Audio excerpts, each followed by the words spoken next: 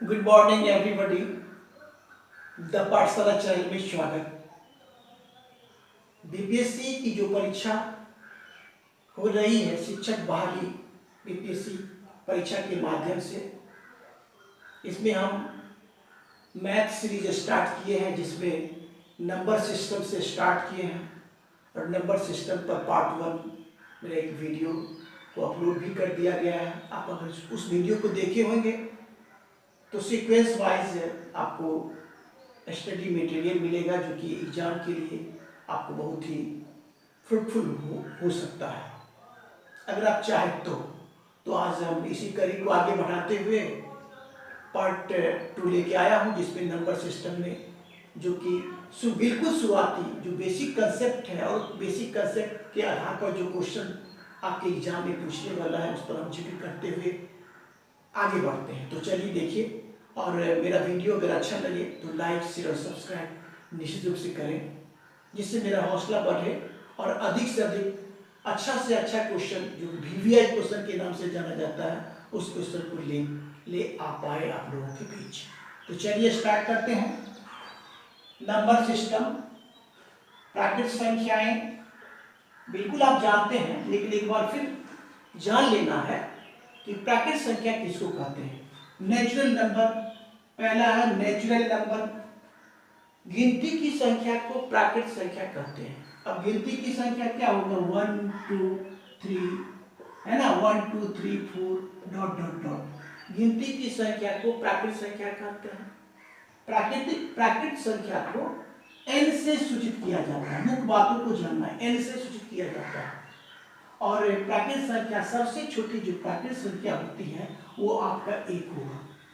सबसे बड़ी प्राकृत संख्या अगर पूछा जाए तो कोई नहीं होगा, यानी अपरिभाषित कर सकते हैं।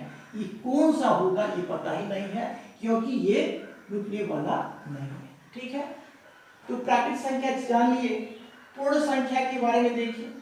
पूर्ण संख्या केवल क्या है कि पूर्ण संख्या में पूर्ण संख्या लिख भी देते हैं। पूर्ण संख्या में कुछ भी नहीं। नेचुरल नंबर के फैमिली में नेचुरल नंबर क्या हो गया, 1 counting number 1 2 3 4 5 6 dot dot dot. तो नेचुरल, ये क्या है, नेचुरल नंबर के परिवार में अगर हम शून्य को भी शामिल कर लेते हैं तो जो संख्याओं का जो समूह बनता है उसी को कहते हैं पूर्ण संख्या। तो कहेंगे क्या, इसकी परिभाषा कर लेंगे इसकी परिभाषा कि गिनती की संख्याओं में जब शून्य को शामिल कर लिया जाता है तब जो संख्याओं का समूह बनता है उसे क्या कहते हैं, पूर्ण संख्या कहते हैं। इसमें भी पूर्ण संख्या को हम W से होल नंबर कहते हैं, तो W के द्वारा किया जाता है। तो W बराबर क्या लिख सकते हैं, 0 1 2 है ना, 3 4 डॉट डॉट डॉट, यही होगा। इसका भी आप नेचुरल नंबर को लिख सकते हैं कैसे, n बराबर लिख सकते हैं आप क्या, कि 1 2 3 4 डॉट डॉट डॉट, ऐसे आप लिख सकते हैं। ठीक है, तो पूर्ण संख्या भी हो गया। और अब है आपका सम संख्याएं। सम संख्या इवन नंबर। सम संख्या क्या होता है, इवन नंबर। इसको हम मिटा लेते हैं, केवल बेसिक जानकारी देना है और इस पर अधिक से अधिक क्वेश्चन आप लोगों को कराना है, जो कि एग्जाम के लिए आप लोगों को अच्छा रहे। अब देखिए क्या है इवन नंबर। तीसरा में क्या है, इवन नंबर के बारे में जानेंगे। सम संख्याएं के बारे में जानेंगे। और सम संख्या क्या होता है कि वैसी प्राकृत संख्याएं जो 2 से पूरा का पूरा विभाजित हो जाए, यानी 2 से विभाजित होने वाली संख्याएं सम संख्या कहलाती है। जैसे एज फॉर एग्जांपल अगर लेंगे 4 लेंगे, 2 भी ले लेते, 2 4 है ना, 6 8, ये जो क्या है सम संख्या है। और ये क्या है, कोई भी प्राकृत संख्या है ये जो 2 से विभाजित हो रहा है, ये 2 से विभाजित हो जाएगा, ये 2 से विभाजित हो जाएगा, ये भी 2 से विभाजित हो जाएगा, ये भी 2 से विभाजित हो जाएगा। 2 1 जा 2 2 2 जा 4 2 3 जा 6 2 4 जा 8 विभाजित हो रहा, यानी कि 2 से विभाजित होने वाली प्राकृत संख्याएं क्या होता है, सम संख्या कहलाता है। ठीक है, यहाँ भी स्पष्ट हो गया। फिर आगे देखते हैं विषम संख्या। इसमें विषम संख्या में क्या होगा, 4 में विषम संख्या जो दिया हुआ है, विषम संख्याएं जिसको बोलते हैं ऑड नंबर, तो वे प्राकृत संख्याएं जो 2 से विभाजित नहीं होती है, उसे क्या कहते हैं, विषम संख्याएं कहते हैं। मतलब कहने का सेंस यह हुआ कि 2 से विभाजित नहीं होने वाली संख्याएं विषम संख्या कहलाती है। जो विषम संख्या कैसे लिखेंगे, एक क्या लिख सकते हैं, ऑड नंबर को क्या लिख सकते हैं, 1 हुआ, 1 हुआ, 3 हुआ, 5 हुआ, 7 हुआ, ये सब क्या है, विषम संख्याएं हैं, जो कि 2 से विभाजित आपका होगा ही नहीं। बिल्कुल स्पष्ट है, विषम संख्याएं। अब लीजिए सह संख्याएं, को प्राइम नंबर। को प्राइम नंबर के बारे में जानेंगे। को प्राइम नंबर में क्या है, वैसी 2 धनात्मक संख्याएं जिसका HCF कितना हो, 1 हो, वो संख्या क्या कहलाती है, सह संख्या कहलाती है। वे धनात्मक क्या होता है, वैसी 2 संख्याएं, वैसी 2 प्राकृत संख्याएं जिसका HCF कितना होना चाहिए, 1 होगा, तो वो क्या कहलाएगा, आपका सह संख्या, को प्राइम नंबर। जैसे में आप 5 लीजिए, 5 और 7 को लीजिए, 5 और 7 क्या है, को प्राइम हो जाएगा। आपको को प्राइम में 5 का एक क्या हो फैक्टर हो जाएगा, 1 और 5 हो जाएगा, इसका भी क्या हो, 7 का क्या हो, 1 और 7 हो जाएगा। तो दोनों में कॉमन जो आया ये HCF हो गया, तो 5 7 क्या हो गया, आपका को प्राइम सह संख्या है। ठीक है, सह संख्या हो गया। चलिए यहां तक तो स्पष्ट है। अब हम इसको एक बार मिटा लेते हैं। इसके बाद देखिए जुड़वां अभाज्य संख्याएं, जुड़वां अभाज्य संख्याएं, ट्विन प्राइम नंबर्स, जुड़वां अभाज्य संख्याएं और ये सह अभाज्य संख्याएं, दोनों में क्या फर्क है, पहले इसको परिभाषित कर लेते हैं कि जुड़वां अभाज्य संख्याएं माने क्या होता है कि 2 अभाज्य संख्याओं के बीच, जब 2 अभाज्य संख्याओं के बीच एक भाज्य संख्या आ जाए, मतलब क्या बोले, पहले तो लिख लेते हैं 6 में, देखिए बिल्कुल स्पष्ट तरीका से समझिए। जुड़वां अभाज्य संख्याएं, जुड़वां अभाज्य संख्या माने प्राइम नंबर का अभाज्य संख्याओं का ऐसा जोड़ा जिसके बीच 2 का अंतर हो। देखिए 3 5, ठीक है, फिर लेंगे 7 9।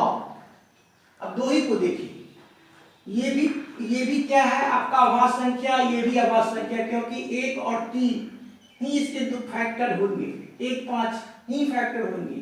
और यहाँ पर देखिए 7 है तो 1 और 7 ही इसका फैक्टर होगा, इसका कितना हो जाएगा 9 नहीं होगा, नहीं 9 तो आपका ये होगा ही नहीं, ये नहीं होगा आपका सह संख्या। 2 प्राइम नंबर ही रखना, 2 प्राइम नंबर हम रख लेते हैं, मान लीजिए 29 और 31, इसको रख लेते हैं, 29 और 31 को रख सकते हैं आप। क्यों रख सकते हैं, क्योंकि 29 भी आपका प्राइम नंबर है, अभाज्य संख्या, और 31 भी अभाज्य संख्या है।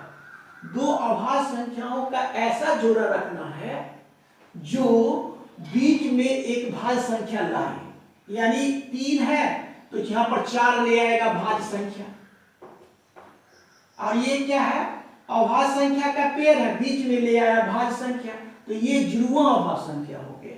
फिर इसको देखिए 29 और 31 है तो 30 जो आएगा ये आपका आ जाएगा भाज्य संख्या, ठीक है। तो ये क्या होगा, जुड़वां अभाज्य संख्या।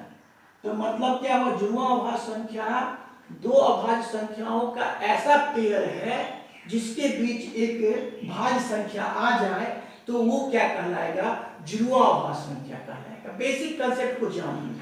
अब कहने का सेंस तो ये हुआ, और दूसरी बड़ी बात ये है कि 2 अभाज्य संख्याओं के बीच आपका अंतर 2 होना चाहिए। यहाँ भी देखिए 5 में से 3 को घटाएंगे तो 2 आएगा, और यहाँ भी 31 में से 31 में से 29 को घटाएंगे तो 2 आएगा। अंतर आपका 2 होना चाहिए, अंतर दोनों प्राइम नंबर में कितना अंतर होना चाहिए, 2 का अंतर होना चाहिए, और एक बीच में प्राइम नंबर तो भाज्य संख्या आ ही जाएगा, तो इस संख्या को क्या करते हैं, जुड़वा आभाज्य संख्या करते हैं। बिल्कुल स्पष्ट है।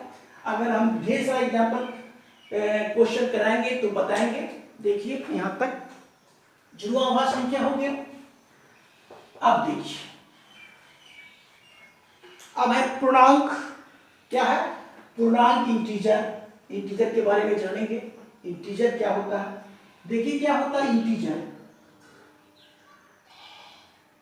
0 1 2 3 4 5, ठीक है, 1 2 3 4, इधर भी 5 कर लीजिए, ठीक है, चलता है, इधर भी चलता रहेगा, इधर चलता रहेगा। इसको क्या करेंगे, घर वाले बच्चों का क्या कहेंगे, 1 2 3 4 5, ये हुआ धनात्मक, इधर का हो जाएगा ऋणात्मक, जो जानते होंगे आप लोग, -1 -2 -3 -4 और माइनस का 5। तो यहां से देखिए क्या है, यहां से क्या कहते हैं, इसको बोलते हैं हम प्राकृत संख्या। जब शून्य को शामिल कर लिए तो पूर्ण संख्या का परिवार बन गया, और पूर्ण संख्या के परिवार में ये पूर्ण संख्या का परिवार हो गया, यहां से यहां तक, पूरा यहां से यहां तक आपका क्या हो जाएगा, पूर्ण संख्या का परिवार हो जाएगा पूर्ण संख्या। लिख देते हैं पूर्ण संख्या, समझिए गौर से, ये हो गया आपका पूर्ण संख्या के परिवार। और पूर्ण संख्या के परिवार में ऋणात्मक संख्या को ऐड कर लीजिए, इस संख्या को भी ऐड कर लीजिए। जब ऐड कर लेते हैं तब जो संख्याओं का जो समूह बनता है वही आपका होता है पूर्णांक, वही होता है आपका पूर्णांक। और जितने सारे पूर्णांक हैं सभी क्या है, रैशनल नंबर है, जो कि आगे हम बताने वाले हैं। जितने सारे पूर्णांक हैं सब क्या है, रैशनल नंबर होते हैं। ये बहुत बड़ी बात होती है। तो पूर्णांक का परिभाषा क्या करेंगे, कि पूर्ण संख्या के परिवार में, इसके परिवार में, पूर्ण संख्या के परिवार में जब ऋणात्मक संख्याओं को जोड़ लिया जाता है तब जो संख्याओं का समूह बनता है उसे हम क्या करते हैं, पूर्णांक करते हैं। ठीक है, कोई दिक्कत नहीं, पूर्णांक भी हो गया। अब मुख्य बातों को, ये जो है आपका दो, इस बातों को समझना है। देखिए परिमेय संख्या रैशनल नंबर, और बहुत ही ये नंबर सिस्टम में बहुत ही महत्वपूर्ण एक नंबर, ये नंबर सिस्टम में परिमेय संख्याएं, परिमेय संख्या किस संख्या को कहते हैं, परिमेय संख्या उस संख्या को कहते हैं जिसे p/q के रूप में 8 में देखिए, परिमेय संख्या, कौन संख्या, परिमेय संख्या के बारे में जानिए। परिमेय संख्या रैशनल नंबर, परिमेय संख्या उस संख्या को कहते हैं जिसे p/q के रूप में लिखा जा सके, यानी p/q के रूप में लिखा जा सकने वाला संख्या क्या कहलाता है, परिमेय संख्या कहलाता है। और p और q जो होता है, p और q जो है ये आपका दोनों पूर्णांक होगा, दोनों क्या होगा, पूर्णांक होना चाहिए। p और q दोनों पूर्णांक हो, जहां यही हो गया, जहां और ये q is not equal to 0 होना होगा, तो क्या होता है, परिमेय संख्या होता है। इसको समझेंगे गहराई से कि परिमेय संख्या उस संख्या को कहते हैं जिसे p/q के रूप में लिखा जा सके, जहां p और q दोनों पूर्णांक हो तथा q is not equal to 0 होना अनिवार्य है। तो क्या होगा, परिमेय संख्या होगा।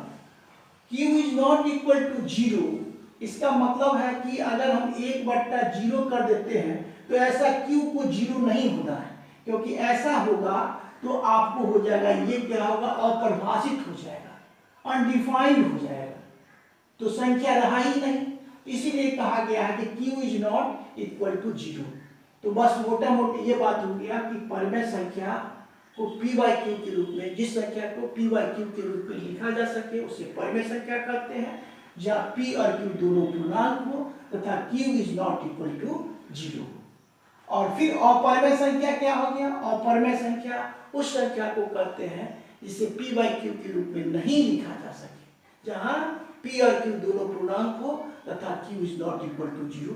इसमें भी वैसा ही बात हो गया। तो अपरिमेय भी हो गया, परिमेय भी हो गया। अब है वास्तविक संख्याएं। वास्तविक संख्या किसको कहते हैं? तो यही दो संख्या जो हो गया परिमेय और अपरिमेय संख्याओं के सम्मिलन को, जो परिमेय और अपरिमेय परिमेय और अपरिमेय संख्याओं के जो सम्मिलन से जो संख्याओं का ग्रुप बनता है ना, वो क्या कहलाता है? रियल नंबर, वास्तविक संख्या कहलाता है। ठीक है, बिल्कुल स्पष्ट है। देखिए एक बार, अब हम इसको मिटा लेते हैं, कुछ क्वेश्चन कराएंगे जो बेसिक बातों को बताए हैं, जो बात बताने के प्रकरण में छूटा है वो फिर क्वेश्चन को जो सॉल्व करेंगे तो उसमें आंसर मिलेगा। देखिए सबसे पहले है क्या, निम्न में से कौन सा युग्म सहअभाज्य है? सहअभाज्य को प्राइम। तो को प्राइम में क्या होता है? CF1 होना चाहिए। कोई संख्या अगर कट जाए ना, 5 या 15 5 का 20 कट रहा है, तो ये कभी भी आपका इसका SCF1 नहीं हो सकता है ना। 13 चौका 52 कट गया, इसका भी SCF1 नहीं हो सकता है। 21 चौक 84 भी कट गया, उसका SCF1 हो ही नहीं सकता। जो नहीं कटे ना वो SCF हो सकता है एक। उसका 9 और 16 क्या हो गया? SCF इसका 1 होगा, इसीलिए ये सहअभाज्य संख्या हो गया। ठीक है, यहाँ तक स्पष्ट है, जो कि आपका ऑप्शन नंबर ये हो जाएगा। बी, दो क्रमागत सम संख्याओं का महत्तम समापवर्तक। दो क्रमागत रहेगा, कोई सम संख्या 2 4 लीजिए या 8 10 लीजिए, है ना, चाहे 12 14 लीजिए। क्रमागत अगर लेते हैं तो दो सम संख्याओं का HCF हमेशा आपका 2 ही होगा। तो ये भी ऑप्शन आपका। और दो क्रमागत विषम संख्याओं, क्रमागत अब विषम संख्या लेंगे 3 5, क्रमागत लेंगे 3 5, है ना, 5 7, क्रमागत लेते हैं तो उसका HCF आपका क्या हो जाएगा? 1 होगा। ये भी क्वेश्चन बहुत पूछा जाता है एग्जाम में। क्यों होगा? क्योंकि इसका फैक्टर 3 5 ना, 3 5 5 7, 5 7 में अगर देखा जाए तो एक फैक्टर होगा और 5 होगा, इसका 1 होगा और 7 हो जाएगा, एक कॉमन आ गया, इसका HCF 1 आ जाएगा। और देखिए एक परिमेय और एक अपरिमेय संख्याओं का योगफल, देखिए एक बार बस ये बहुत महत्वपूर्ण बात है। एक परिमेय और एक अपरिमेय संख्याओं का योगफल, अंतर, गुणनफल तथा भागफल सदैव क्या होता है? अपरिमेय होता है। अपरिमेय, इस बातों को समझ लेते हैं, इससे क्वेश्चन आता है। सदैव अपरिमेय संख्याएं होती है, यानी कहने का सेंस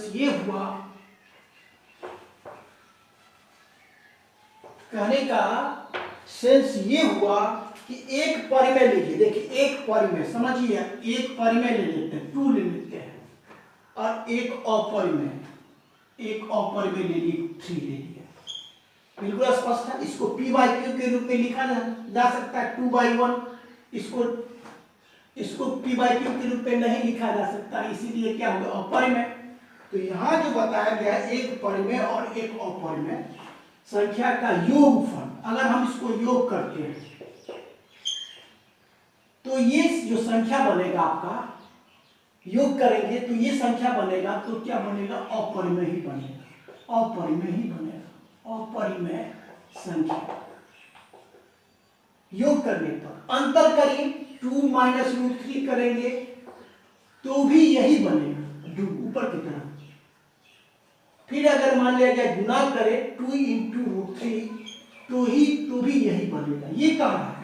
अगर हम क्या करेंगे 2/√3 करेंगे तो भी आपका यही बनेगा, अपरिमेय ही बनेगा। ये कर रहा है। एक परिमेय और एक अपरिमेय संख्याओं का योगफल, अंतर, गुणनफल तथा भागफल सदैव एक अपरिमेय संख्या होता है। तो पूछा भी जाता है एग्जाम में 2 + √3 कौन सी संख्या है? आपको पता है कि परिमेय और अपरिमेय संख्या का योगफल सदैव अपरिमेय संख्या होता है। अपरिमेय अंतर घटा 2 - √3 कौन संख्या? तो अपरिमेय संख्या। 2 × √3 इसको आप 2√3 कर सकते हैं। 2√3 कौन संख्या? अपरिमेय संख्या। 2/√3 कौन संख्या? तो अपरिमेय संख्या। ये बहुत बड़ा बात है, इससे क्वेश्चन आपको एग्जाम में आता ही आता है। तो यहां तक देखिए आप एक बार। अब हम कुछ परमेय और अपरमेय संख्या पर हम कुछ एग्जाम्पल आप लोगों को देते हैं और देखिए कि क्या आप लोग आंसर दे पाते हैं कि नहीं। पहला देख देंगे 3। कौन संख्या? 3 आपका परमेय संख्या है। क्यों परमेय संख्या है? क्योंकि इसे p/q के रूप में लिखा जा सकता है। कैसे लिखा जा सकता है? तो 3/1 लिख सकते हैं ना, इसीलिए क्या है 3 क्या परमेय संख्या है।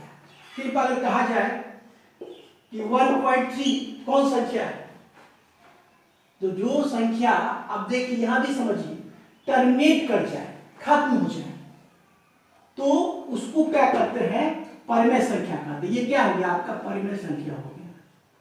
कौन संख्या हो गया? परमेय संख्या। क्यों हो गया? क्योंकि इसे p/q के रूप में लिखा जा सकता है। कैसे लिखा जाएगा? देखिए 30 लिख देंगे और दशमलव के बदला 1 दशमलव के बाद 1 करके 0 दे देंगे, तो p/q के रूप में लिखा गया कि नहीं लिखा गया? तो ये क्या हो गया? परमेय संख्या हो गया। ठीक है। अब हम फिर लीजिए √5 कौन संख्या? अपरमेय संख्या हो जाएगा। क्यों अपरमेय क्यों होगा? क्योंकि इसको हम p/q के रूप में नहीं लिख सकते। और ये बात जान लीजिए, अपरमेय यानी रूट में आप स्क्वायर संख्या को छोड़ के अगर कोई संख्या को लिखते हैं तो सबके सब अपरमेय संख्या होंगे। जैसे मैं सबसे पहले देखिए हम लिखते √3 अपरमेय, √7 अपरमेय, √8 अपरमेय, √11 अपरमेय। क्या सब अपरमेय संख्या, यानी इसमें ध्यान देना है कि रूट के भीतर कभी भी स्क्वायर संख्या नहीं होना चाहिए। अगर स्क्वायर संख्या नहीं होता है, स्क्वायर संख्या कहने का अर्थ ये है कि 25 स्क्वायर संख्या √25 स्क्वायर संख्या है जो कि रूट से बाहर निकल जाएगा, जो कि रैशनल नंबर कहलाएगा। ये पूर्णांक है और सभी पूर्णांक को p/q के रूप में लिखा जा सकता है, इसीलिए क्या हो गया? ये परमेय संख्या होता है। लेकिन अगर स्क्वायर संख्या को नहीं लिखते हैं, कोई संख्या आप लिख देते हैं, तो आपका अपरमेय ही होगा। जैसे हम लिख देंगे कि 17 √17, क्या अपरमेय संख्या होगी। पाई कौन संख्या? पाई कौन संख्या है? पाई अपरमेय संख्या है। पाई क्या है? अपरमेय संख्या है। लेकिन फिर 22/7 क्या है? तो 22/7 आपका परिमेय संख्या है। क्या है? परिमेय संख्या है। ठीक है, यहां तक तो बताया गया परिमेय और अपरमेय वास्तविक संख्याएं, पूर्णांक, जुड़वा हुआ संख्या। अब हम अगले वीडियो में इस पर आधारित ढेर सारा क्वेश्चन कराएंगे, एक्सरसाइज कराएंगे। मेरा वीडियो अगर अच्छा लगता है तो लाइक शेयर और सब्सक्राइब कीजिए। Thank you, take care.